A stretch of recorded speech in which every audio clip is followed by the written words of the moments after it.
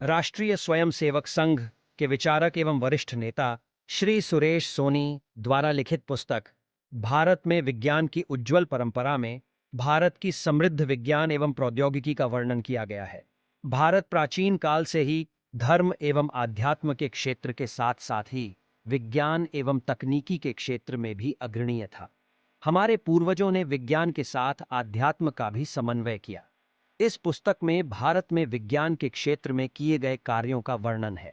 पुस्तक में कुल 21 अध्याय है, जिनमें भारत अतीत एवं वर्तमान, पश्चिम व भारत में प्रयोग के प्रति दृष्टि, विज्ञान पश्चिम व भारतीय धारणा, विद्युत शास्त्र, मैकेनिक्स, काइनेटिक्स एवं क्षेत्र विज्ञान, धातु विज्ञान, विमान विज्ञान, नौका शास्त्र, वस्त्र उद्योग, गणित शास्त्र, काल गणना, खगोल विज्ञान, स्थापत्य शास्त्र, रसायन शास्त्र, वनस्पति विज्ञान, कृषि विज्ञान, प्राणी विज्ञान, स्वास्थ्य विज्ञान, ध्वनि तथा वाणी विज्ञान, लिपि विज्ञान और सैद्धांतिक विज्ञान पश्चिम व भारत का चिंतन जैसे बहुउपयोगी अध्याय शामिल है।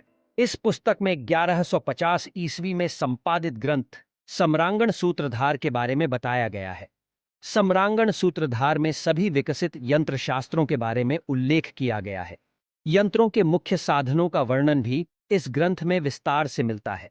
सम्रांगण सूत्रधार में कहा गया है कि यंत्र अपने 3 भाग और 5 साधनों एवं उनके द्वारा होने वाली क्रियाओं से गतिमान होता है।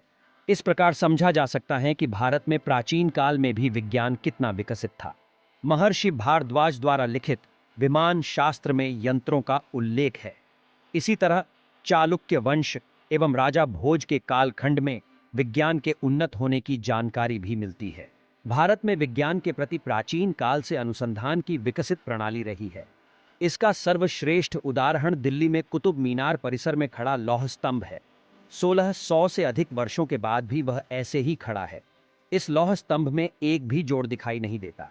भारत के प्राचीन विज्ञान की यह तकनीकी पूरी दुनिया को आश्चर्यचकित करती है।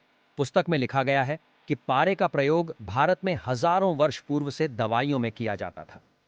सदियों पूर्व भारत में नागार्जुन ने पारे से सोना बनाने की तकनीक इजाद की थी। इसी तरह भारत के प्राचीन ग्रंथों रामायण, महाभारत, श्रीमद्भागवत आदि में भी सोने एवं चांदी का उल्लेख मिलता है। भारत में स्वर्ण भस्म का औषधियों में उपयोग प्राचीन काल से ही किया जाता है। इस पुस्तक में भारत की प्राचीन विज्ञान परंपरा का विस्तार पूर्वक उल्लेख किया गया है। वायुयान को चलाने वाली ऊर्जा का उल्लेख करते हुए बताया गया है कि महर्षि भारद्वाज ने 4 प्रकार की ऊर्जा से विमान संचालन की विधि को बताया है, जिसमें वनस्पति तेल, पारे की भाप, सौर ऊर्जा एवं वातावरण की ऊर्जा से विमान को अंतरिक्ष में चलाया जाता था। इन विधियों से पता चलता कि भारत में ऊर्जा के स्रोत प्राचीन काल में भी कितने उन्नत थे। इसी तरह इस पुस्तक में भारत के प्राचीन वस्त्र उद्योग से जुड़ी तकनीकी के बारे में बताया गया है। 9वीं शताब्दी में ही भारतीय वस्त्र इतने महीन और सुंदर होते थे कि रेशम का पूरा थान एक अंगूठी के बीच से निकल जाता था।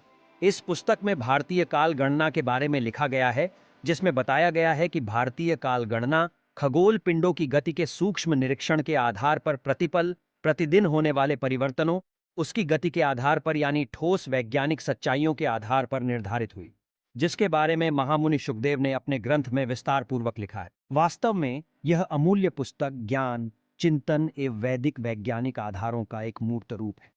अर्चना प्रकाशन से प्रकाशित इस पुस्तक का मूल्य महज 150 रुपये है, जो पुस्तक की पृष्ठ संख्या 204 के मुकाबले बेहद कम है।